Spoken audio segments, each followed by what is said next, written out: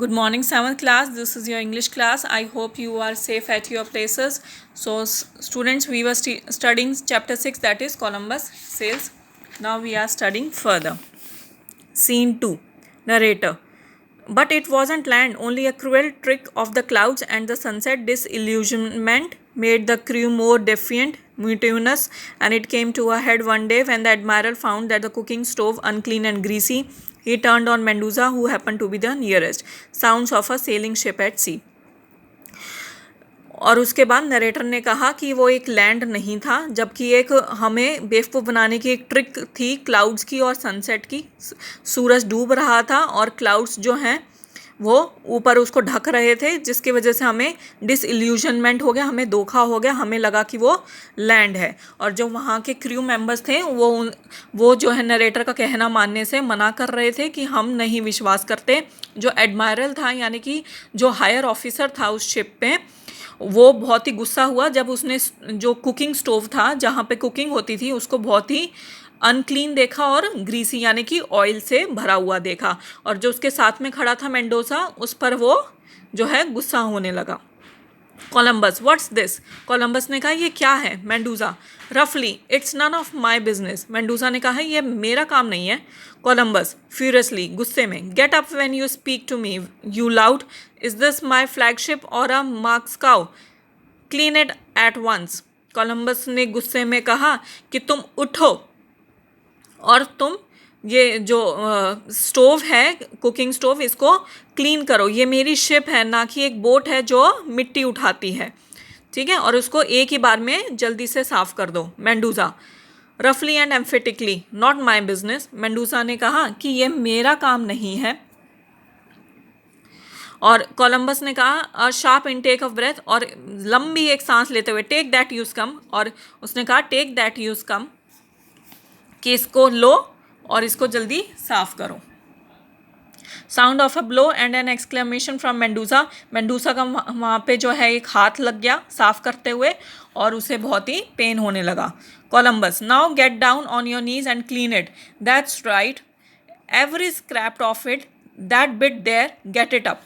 Columbus ने कहा कि उस कुकिंग स्टोव को पूरे अपने कदमों में झुको, और अपने नीज पर नीचे जाओ और उसको साफ करो. और कोई भी बिट, कोई भी एक अंक भी मुझे जो है वो अनक्लीन नहीं चाहिए. मुझे वो पूरा साफ चाहिए कुकिंग स्टोव, क्योंकि वहाँ पर हमें कुकिंग करनी है. Pause sounds of Mendoza at work. और उसके बाद मेंडोजा के काम करने की आवाज़ें आने लगी.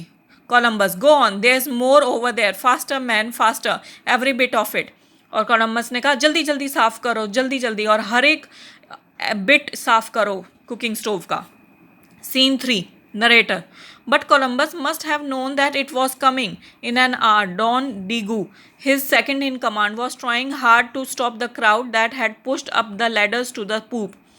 और नरेटर ने कहा कि कोलंबस जानते हैं कि वो 1 घंटे में जल्दी ही पहुंचने वाले हैं. डॉन डीगू, जो कि सेकंड हायर कमांड ऑफिसर हैं, और वो लोगों को आने से और वहाँ उस फ्लैगशिप में वो जो लैडर है, जो बैकयार्ड है शिप का, वहाँ पर लोग इकट्ठे होने से उसको रोक रहे थे. Voices, we want the admiral Columbus, we want a word with Columbus, where is the admiral hiding. और फिर वॉइसेस यानी लोगों की आवाज़ें आने लगी कि एडमायरल को बुलाओ, कोलंबस एडमायरल को बुलाओ जो हायर रैंक है, और हमें उनसे बातें करनी है. Columbus, coldly, who is your spokesman. और कोलंबस ने आराम से पूछा कि तुम्हारा स्पोक्समैन कौन है. स्पोक्समैन वो होता है जो एक ग्रुप के बिहाफ पे बात करता है. Sancho, I will speak for them सेना. सेंचो ने कहा कि मैं बात करूंगा इनके बिहाफ पे. Columbus, the rest of you get off the poop.